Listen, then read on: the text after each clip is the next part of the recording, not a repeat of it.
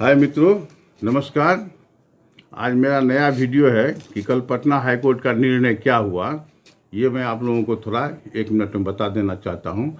उससे पहले मेरा नम्र निवेदन है कि लाइक शेयर सब्सक्राइब मत कीजिएगा, कोई दिक्कत नहीं है, लेकिन मेरा एक प्रचार आएगा इस बीच में, जो मेरे द्वारा दिया गया प्रचार है, उसको स्किप मत कीजिएगा, उसको डिलीट मत कीजिएगा, उसका प्रचार लेकिन पूरा देख लीजिएगा। यह हाथ जोड़कर पैर पकड़कर निवेदन है, क्योंकि यही मेरे उत्साह को बढ़ाता है ताकि हम आगे क्या वीडियो आपको दे सके। बहुत बहुत धन्यवाद। प्रचार अवश्य देख लीजिएगा, 10 सेकंड का है। अब कहना है कि कल माननीय पटना हाई कोर्ट में यह निर्णय था कि क्या होगा। सभी लोग तारतम्य में थे, पूरे भारत के लोग तारतम्य में थे कि आखिर होगा क्या। तो पटना हाई कोर्ट में इस निर्णय को एडजॉर्न कर दिया गया। एडजॉर्न का अर्थ आप सभी जानते हैं कि बिना कुछ कहे सुने, बिना अधिक सुनवाई किए हुए, बिना बहुत बेसी साक्ष्य को करते हुए देखते हुए इसको आगे की तिथि के लिए टाल दिया गया, जो 22/6 यानी 2 माह 2 दिन के पश्चात फिर इसकी सुनवाई होगी।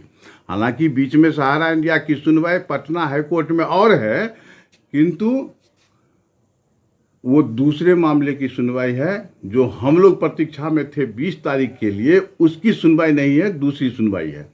तो इससे कोई लाभ नहीं है। अब दिल्ली हाई कोर्ट को जो समय है वो है 23 तारीख को, तो उसमें देखा जाएगा कि क्या होता है। तो इसे एडजॉर्न कर दिया गया है। हल्का फुल्का कुछ सुना गया, उसमें कुछ दस्तावेजों की कमी थी, वो उनको कहा गया कि आप ये दस्तावेज सब पूरा कीजिए, कितना पेमेंट करना है, कितना बाकी है, कितना कैसे क्या होना है। तो इस सब के लिए उसको समय दिया गया है। लगता है कि भारत की न्याय प्रक्रिया भी पूरे भारतीय समाज के लिए एक अभिशाप है।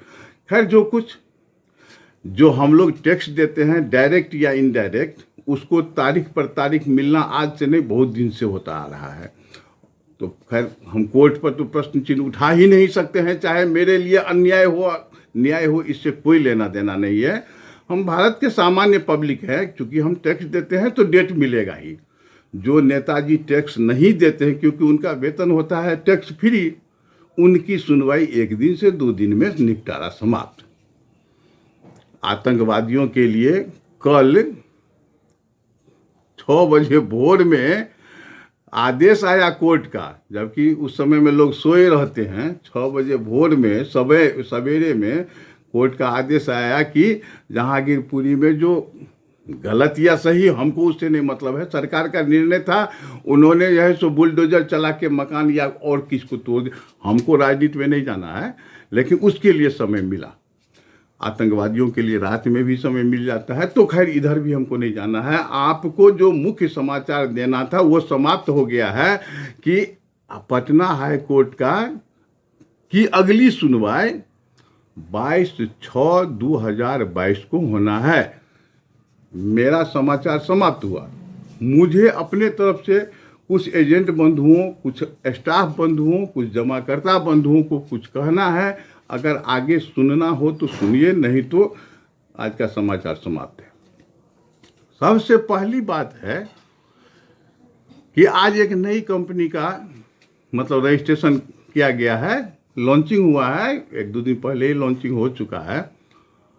मेरा 1-2 प्रश्न है कि क्या हम बदल जाएंगे? कंपनी ने नई स्कीम दे दी तो क्या हम नए हो जाएंगे? क्या हमारे जमाकर्ता नए हो जाएंगे, नए उत्साह में आ जाएंगे कि चलो सहारा इंडिया ने एक नई स्कीम दे दी है, उसमें इंटरेस्ट बहुत अच्छा है, नाम है हमारी दुनिया, तो उससे नहीं मतलब है। क्या हम अपने जमाकर्ता को बदल लेंगे? क्या मुझ में इतनी साहस है कि हम जमाकर्ता जिसका भुगतान 1 साल से 1.5 साल से 6 महीना से 8 महीना से नहीं हो पाया है, क्या हम उनका सामना कर सकते हैं? लॉकडाउन के पीरियड में 73 दिन तक हम लोग कलेक्शन नहीं किए। उसके बाद जो कलेक्शन आया तो कलेक्शन का वॉल्यूम कम, पेमेंट का वॉल्यूम ज़्यादा। हम उसी उलझन में अब तक जमाकर्ता को ठीक से भुगतान नहीं कर पाए और पेमेंट का वॉल्यूम दिनों दिन बढ़ता चला गया, कलेक्शन का वॉल्यूम सिकुड़ता चला गया। अब इस नए स्कीम के माध्यम से क्या हमें वो जमाकर्ता बैठने भी देंगे? यदि हाँ तो ठीक, नहीं तो फिर हम क्या करें? गाली की मात्रा बढ़ती जा रही है। आए दिन कहीं न कहीं ब्रांच मैनेजर लोग पिटते हुए दिख रहे हैं, कितने संस्था छोड़ रहे हैं, कितने आत्महत्या कर रहे हैं। तो ये कलेक्शन देके हम कितने % लोगों का कितने % भुगतान कर पाएंगे? प्रश्न यहाँ है, यक्ष प्रश्न, कि मेरे इस अखंड प्रश्न का कोई भी व्यक्ति अगर उत्तर देने में सक्षम हो तो कृपया निवेदन है कि वो हमें उत्तर दें। मेरा मोबाइल नंबर हर जगह है। कि क्या ऐसा संभव है? हम इस विषम परिस्थिति में कहाँ जाएं, किनके पास जाएं? सहारा इंडिया के उच्च प्रबंधन के द्वारा कहा गया कि सीआरसी में कंप्लेन कीजिए। हमने सीआरसी में कंप्लेन किया। उपभोक्ता फोरम या कोर्ट में केस करिए, हमने उसको भी देखा, कुछ नहीं हुआ। पैसा न तो कोर्ट देगा, न सेबी देगा, न सरकार देगी। पैसा तो सहारा इंडिया को ही देना पड़ेगा। आज दे, कल दे, कैसे दे कि न दे, ये तो उनको कहना पड़ेगा। अब स्थिति हमारा ये है कि हम इस अवस्था में क्या जमाकर्ता से बात करने की स्थिति में हैं और खाता मांगने की स्थिति में हैं।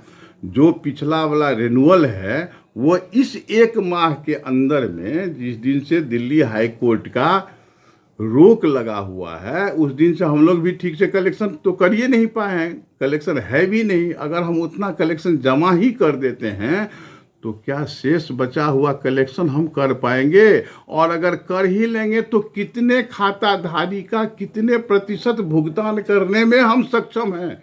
यह मेरा अखंड प्रश्न है।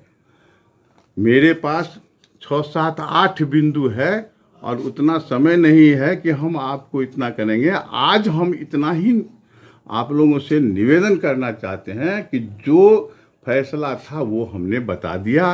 और एक बात का हम सिर्फ कंपनी के पूज्य अभिभावक श्री सहारा श्री से निवेदन करना चाहते हैं, रो के निवेदन करना चाहते हैं कि पेमेंट आपको ही देना है। हम किनके पास जाएंगे? हम सम्मान और रोजगार की भीख मांगते हैं आपसे, हमारा कल्याण कर दीजिए। हम कहाँ जाएंगे? 62 वर्ष की अवस्था हो चुकी है। नौजवान लोग भी इसमें फंसे हुए हैं। हमसे कम आयु और अधिक आयु के भी लोग अपमानित हो रहे हैं। भिक्षा में कुछ दे दीजिए सर, ताकि हम उसी जमाकर्ता के बीच में सम्मान से जा सकें। क्योंकि हम जिस क्षेत्र में रहते हैं उस क्षेत्र में जमा करने के लिए पटना और बम्बई और दिल्ली और कलकत्ता से नहीं आएंगे, यहीं के लोग होंगे और यहीं का एजेंट होगा। और दोनों में सामंजस्य नहीं होने के कारण एक दूसरे का चेहरा देखना मुश्किल हो रहा है। हम वीडियो को अधिक लंबा नहीं करना चाहते हैं। हम क्या करें? हम उन्होंने विनय समस्त लोगों से करते हैं और समस्त जमाकर्ता को धन्यवाद देते हैं कि आप लोग जितना धैर्य कर रहे हैं करिए। कुछ और धैर्य की आवश्यकता है।